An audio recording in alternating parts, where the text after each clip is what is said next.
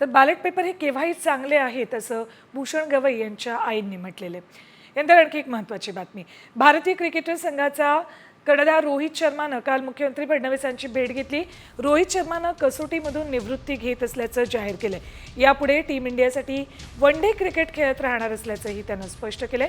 मात्र अचानक रोहितनं देवेंद्र फडणवीसांची भेट का घेतली हे मात्र अद्याप समोर आलेलं नाहीये. निवृत्तीनंतर रोहित शर्मा राजकारणात दिसू शकतो का, अशा प्रतिक्रिया नेटकऱ्यांकडून समोर येत आहेत. काल रोहित शर्मानं मुख्यमंत्र्यांची भेट घेतली. इंग्लंड कसोटी दौऱ्यापूर्वी रोहित शर्मानं टेस्ट क्रिकेटमधून निवृत्ती घेतली. वन डे मात्र खेळत राहणार असल्याचं सांगितलं. आणि या चर्चा थांबतात न थांबतात पुन्हा एकदा रोहित शर्मा चर्चेत आलाय, तो म्हणजे मुख्यमंत्री फडणवीसांच्या भेटीनं.